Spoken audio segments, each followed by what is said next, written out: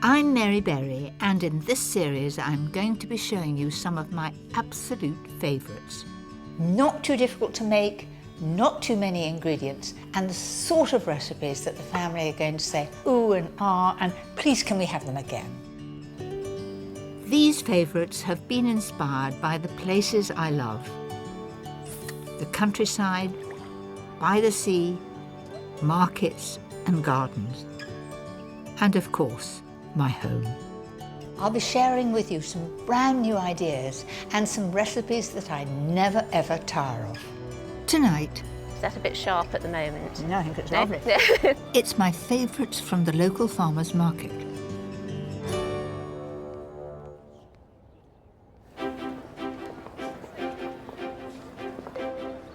In this programme, my recipes are inspired by the wonderful ingredients you find in farmers' markets and farm shops.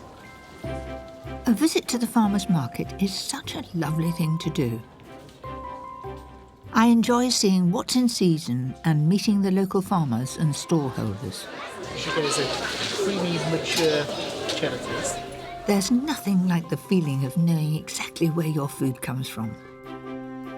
Tonight, a delicious soup using one of British farmers' best-loved vegetables. Salads inspired by all those wonderful things that you can buy on the stalls. A family favourite with lovely local sausages. A Showstopper pud, perfect for hand-picked berries. But first, a dinner party dish with one of my personal market favourites.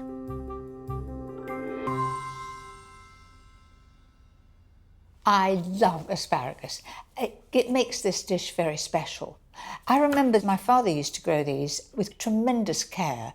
I've tried to grow it, and as soon as you get weed in it, you're in trouble. I've never been successful, so therefore I go and buy it from a farm shop nearby. Start by seasoning 6 chicken breasts and seal them in a hot pan with 25 grams of melted butter and a tablespoonful of oil. All I'm doing with these chicken breasts is getting them golden brown on each side, but in no way are they done in the middle. That's exactly what I'm looking for.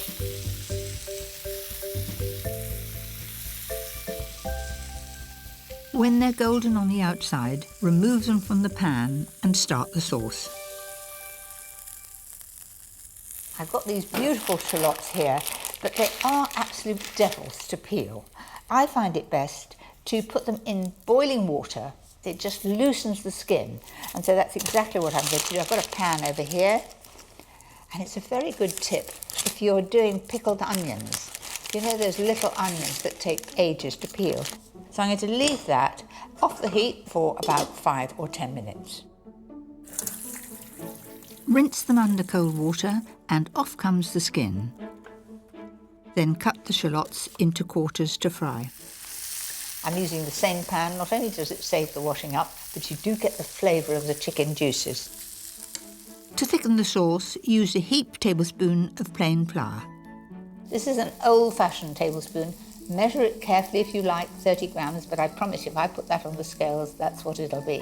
So in the bowl. Combine the flour with some of the 400 ml of cold chicken stock. I'm going to make that really, really smooth. You might think it's a bit like making custard.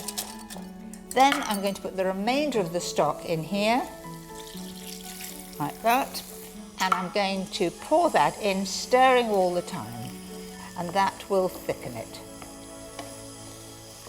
which indeed it has. And this is absolutely smooth, as you can see. There's no sign of a little white lump. Add some freshly chopped lemon thyme and the seared chicken breast back to the pan. Now, there are some juices on that tin, which I certainly do not want to throw away. That'll all add to the flavour. On with the lid and leave that to cook for about 20 minutes on a very low heat, and keep your eye on it, and it should have just a gentle bubble from time to time. Next, the asparagus. So to start with, take the asparagus and it will break where it's tender. Then they should really give a nice crack. Chop up the stems into thickish slices, nice and evenly, but keep the tips whole for garnish. Add them all to boiling salted water for 2 to 3 minutes. And it's time to check the chicken. To make sure it's cooked, I'm going to look at my portion. Now that to me is perfect. It's still got a spring to it. So let's put that back in the pan. And to finish, squeeze the juice of a lemon into the pan, add a 200ml tub of full-fat creme fraiche, and of course, the cooked asparagus stems. Not only will they add flavour, but they'll add colour. So in they go. Finally, add a couple of tablespoonfuls of parsley, just roughly chopped. Looks lovely. Now, ready to serve.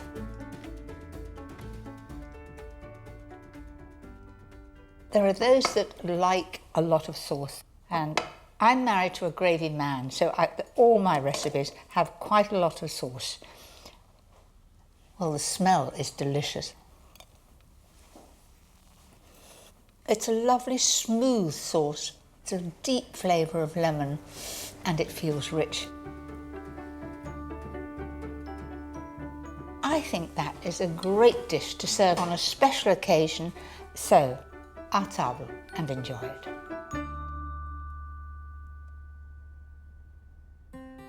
Seeing the first crop of asparagus each year is always exciting. So here is another of my favourite recipes to make the most of the season. It is so simple, and there's only 3 veggie ingredients. That's onion, potatoes and asparagus. To make enough soup for 6, add a finely chopped onion and 350 grams of diced potatoes to hot butter and cook them down on a gentle heat for about 10 minutes. Now to the asparagus. This recipe, I use about 500 grams of asparagus. I'm cutting the top inch, and I'm going to use that for garnish. I'm going to put those into the bowl there. So those woody ends really haven't got so much flavour, and also to get them through the sieve would be difficult. So you just trim off those, and in my case, we put them on the compost. And remember those ends that I had left over this morning from the chicken? There they are, and I'm just going to trim them all off in one go. You can see how woody they are because I can hardly get through them. By now, the potatoes and onion should be nicely softened, so add 900 ml of either chicken or vegetable stock and bring it to the boil. Chop up the asparagus stalks and add them to the stock with some salt and pepper. And leave to simmer for a further 10 minutes. Now you can put this in a processor, or you can use a hand blender.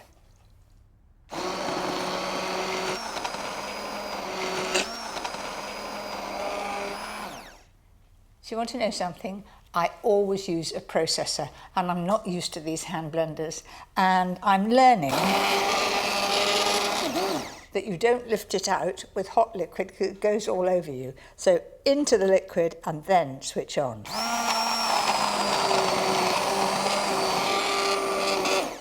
I have to say it's rather efficient. It's working very well. Once you've finished blending, press the soup through a sieve to remove all the woody bits.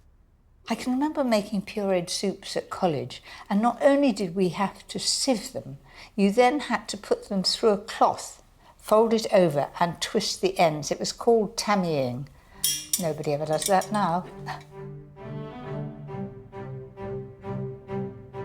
Now, all that needs to be done is to reheat the soup and add 2 or 3 tablespoons of double cream. Now that adds a touch of luxury. Doesn't that look good? It looks sort of velvety. Bit of all right. Let's pour that in the bowls. A little drop of cream on the top. And top with the tips of asparagus that have been boiled for just 2 or 3 minutes. I know what you're thinking, it's an awfully big spoon, but my grandmother used to serve soup with this size spoon, so I'm following in her wake.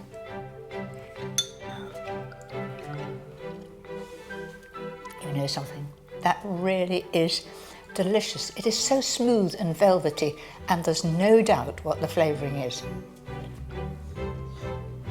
I might eat the rest of that bowl in a minute.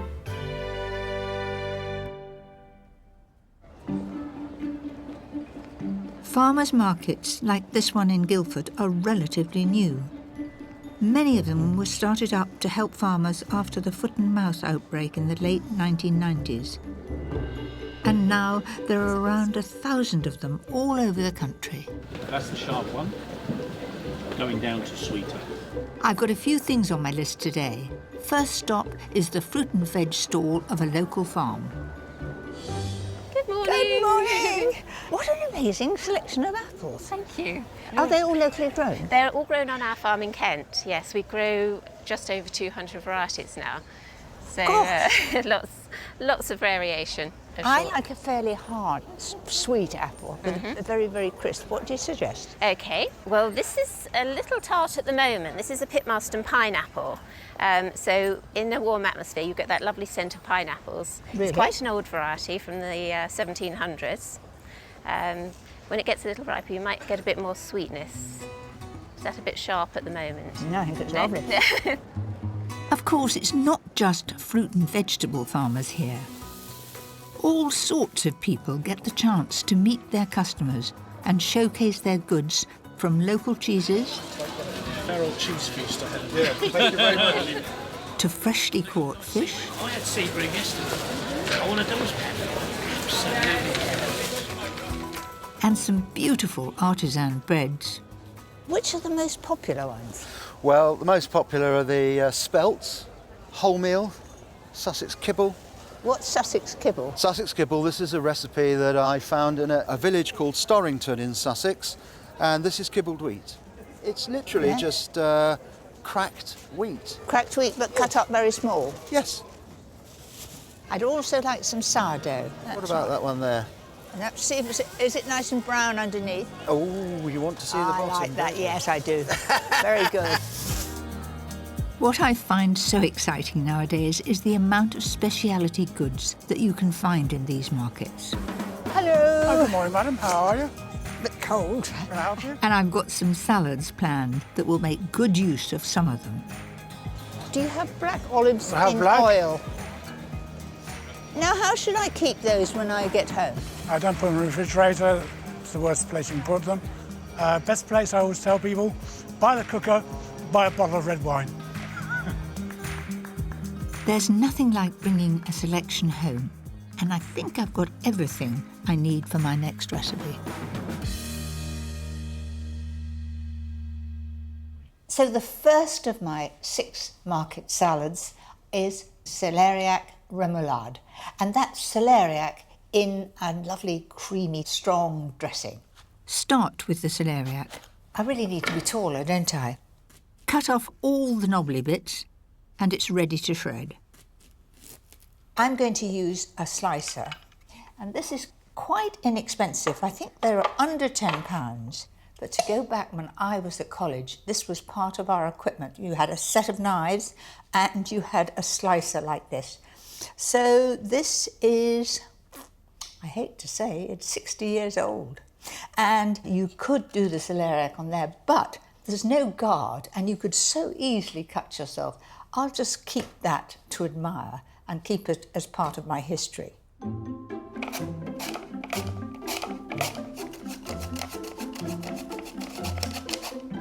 Right. To stop it from discolouring, coat it in a little lemon juice and a little water. And now for a lovely creamy piquant dressing. I'm using 6 tablespoons of light mayonnaise, a tablespoon of Dijon mustard, the juice of half a lemon, a dash of sugar and some seasoning. When it's mixed, drain off the celeriac, then bring it all together. And there we have our first salad, celeriac remoulade. Next, it's my quick and easy Caesar salad. The classic lettuce to use is a Kos lettuce. Dad used to grow these and he called them London lettuce. Don't ask me why, and it's not called London now, but often plants change their names. My version of this salad is really just a matter of chopping the beautifully crisp lettuce and making a simple dressing. And for me, that is what makes the salad. So in the bowl, I'm going to put 6 tablespoonfuls of mayonnaise. Now, a tip about doing this, you see how I put those blobs like that? If you actually put the blobs so you can count them, because at home, the dog can want to be let out, the phone can ring, and you can never remember how many spoons you put in. So I know I've put 2 in, 3,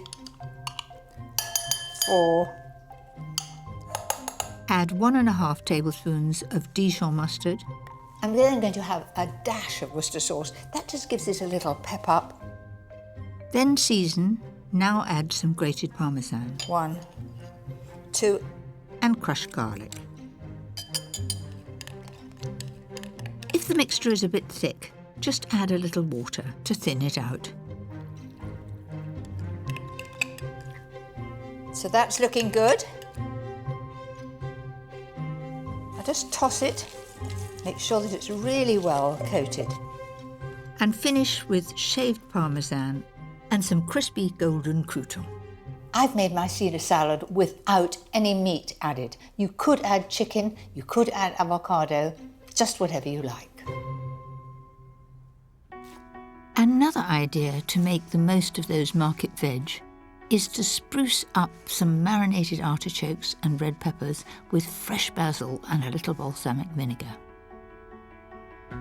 Very, very colourful. And it's rather nice with the flecks of green. And to use those olives, how about my version of a Greek salad? Just add them to some crumbled feta cheese and sun-dried tomatoes, and finish with olive oil and a little salt and pepper. That's it. A lovely mixture. Then I've got some carrot. Now, carrot, coarsely grated, is delicious, but I like to add some lemon juice and some poppy seed, and that's exactly what I've done there. All very simple, a little bit of pepper and salt, and it's as cheap, very effective. Lastly, a tasty bean salad. Drain a tin of mixed beans, add some finely chopped spring onions, sliced celery and diced tomato. And for the dressing, I put some fresh tarragon in there with some oil, mustard, pepper, salt and a dash of sugar. So in that goes to dress it. Give it a good stir and there you have it. So that is my market salad. And I think that looks very tempting if you just want a light lunch and a little bit of everything.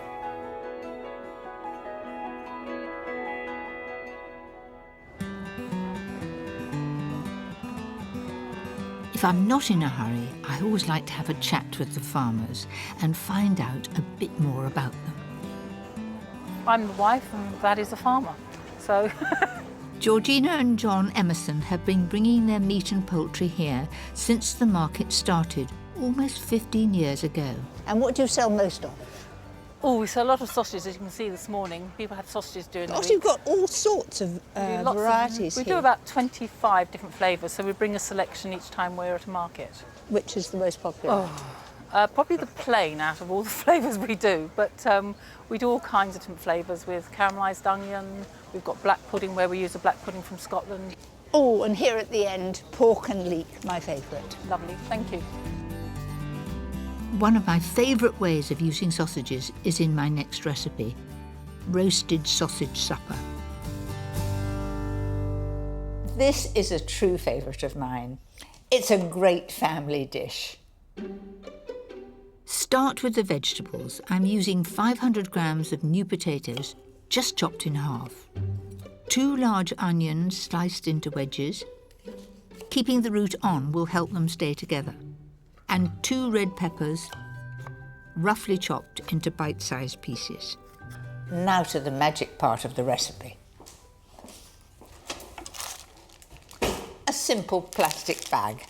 I'm going to put all these vegetables in the plastic bag some olive oil, and as you rub the bag, it's a light coating. I don't need to use too much oil, and my hands are clean. So let's just put those into the bag with everything else. Add 2 cloves of chopped garlic and some thyme to the bag. In it goes. Lastly, the sausages. As we saw, there was a huge variety of different sausages in the farmer's market.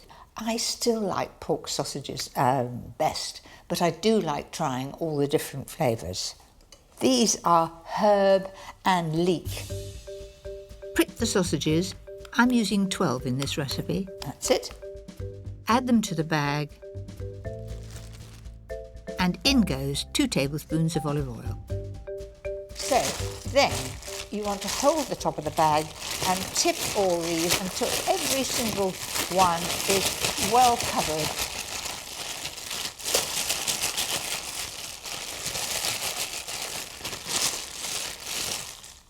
I think that's a good job done.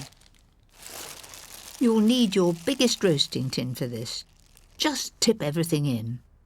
You want one even layer with the sausages on top so they cook through. Right, that's all ready for the oven, and I'm going to cook that at 200 degrees fan for about 35 or 40 minutes.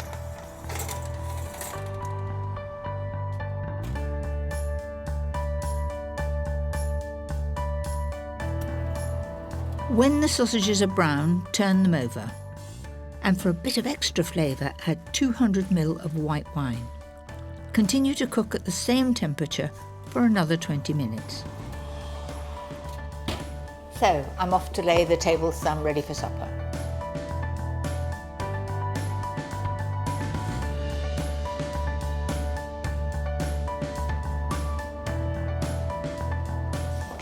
Well, it's had its time. Let's have a look.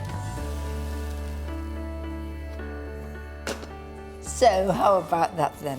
Doesn't that look inviting? You want to have everybody absolutely ready to come and help themselves. And you can really see why this is one of my favourites. All the washing up I've got is one tin.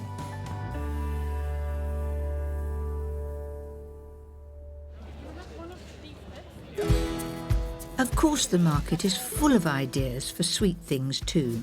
And I always keep my eyes peeled for the ingredients for one of my favourite tried and tested puds. Do you know, I get more letters, emails and questions about how to get success with a meringue than anything else. And I have a foolproof way that will give you success every time, so your problems will be over. So first of all, I'm going to separate the eggs. I've got 3 eggs here, and they're nice and fresh. The secret is to whisk on full speed, whether you're using a big mixer like this, or a handheld one, or even, I had one when I was first married, one that you just went like this like mad. The main thing is you've got to get as much air into the egg white as you can. So full speed ahead now. When the egg whites start to look like cloud, add 175 grams of caster sugar, a spoonful at a time. Keep your mixer on full speed until the meringue is stiff.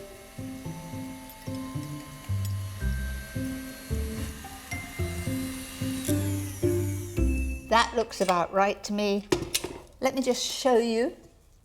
It really looks as stiff as can be. And I'm going to be brave, and you'll watch it drop. Is it going to drop? No, really, really stiff. Now, as it's a pavlova, I want to make it nice and marshmallowy in the middle, and to do that, you add corn flour and vinegar. So mix a level teaspoon of corn flour and a teaspoon of white wine vinegar together, and then fold it into the meringue. Take a baking sheet topped with baking paper with a 20-centimetre circle marked out, and spread the pavlova mix on it. I'm being very careful to keep it within that pencil circle because that is the shape that I want. So squash that down and push it all out to the edges. And if you have children or grandchildren who enjoy cooking, let them do something like this, perhaps for Sunday tea. So I'm quite happy with that. It looks nice and informal. There are little peaks sticking out, and I've got a really nice cavity in there to put lots of cream and fruit. Turn down the preheated oven from 140 degrees fan to 130 degrees and cook the pavlova for an hour. Once it's cooked, the key is to turn off the oven and leave the pavlova inside to cool for a good 2 or 3 hours. So now to make the filling. I've got 225 grams of beautiful black currants, which I've taken off the stalks, and the same of red currants, and then I've got some blackberries as well. Those are huge blackberries. Add 175 grams of caster sugar. So on with the heat. And stir gently until all the sugar has melted. Then turn off the heat and add the 175 grams of blueberries. And leave it to cool completely before adding the raspberries. And then to make it really special, a little bit of cassis. About 2 or 3 tablespoons.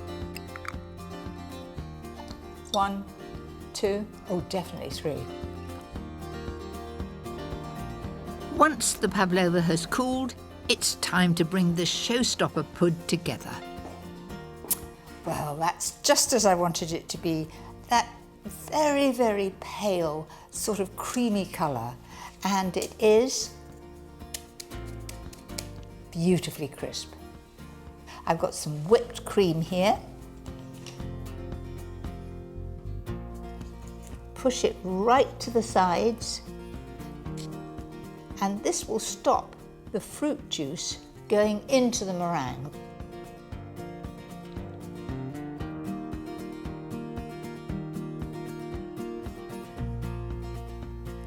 That looks pretty good, doesn't it?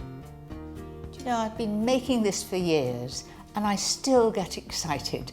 It really is magical, and it is the most perfect thing to serve at any celebration.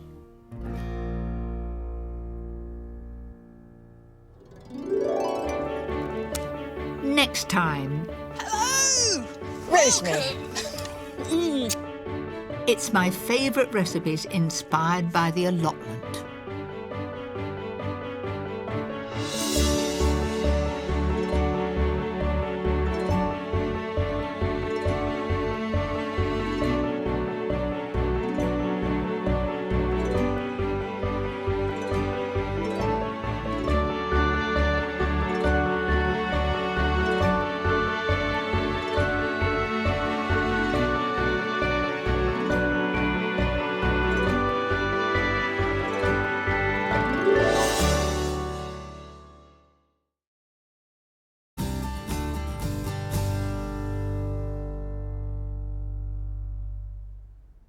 This is a true favourite of mine. It's a great family dish. Start with the vegetables. I'm using 500 grams of new potatoes, just chopped in half. 2 large onions sliced into wedges. Keeping the root on will help them stay together. And 2 red peppers, roughly chopped into bite-sized pieces. Now to the magic part of the recipe. A simple plastic bag. I'm going to put all these vegetables in the plastic bag, some olive oil, and as you rub the bag, it's a light coating. I don't need to use too much oil, and my hands are clean. So let's just put those into the bag with everything else.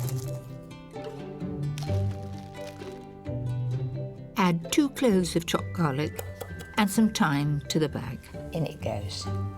Lastly, the sausages. As we saw, there was a huge variety of different sausages in the farmer's market. I still like pork sausages best, but I do like trying all the different flavours. These are herb and leek. Prick the sausages. I'm using 12 in this recipe. That's it. Add them to the bag, and in goes 2 tablespoons of olive oil.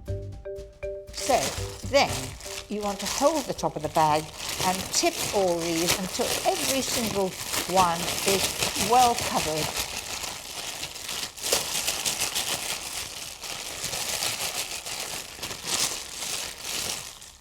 I think that's a good job done. You'll need your biggest roasting tin for this.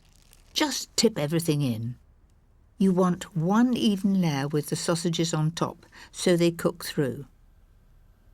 Right, that's all ready for the oven, and I'm going to cook that at 200 degrees fan for about 35 or 40 minutes.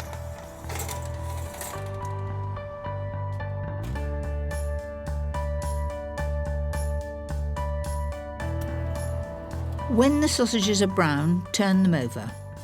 And for a bit of extra flavour, add 200 ml of white wine.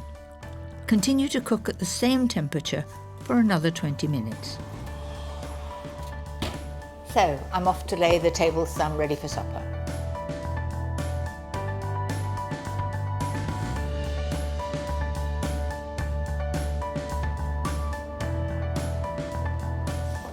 Well, it's had its time. Let's have a look. So how about that then? Doesn't that look inviting? You want to have everybody absolutely ready to come and help themselves. And you can really see why this is one of my favourites. All the washing up I've got is one tin.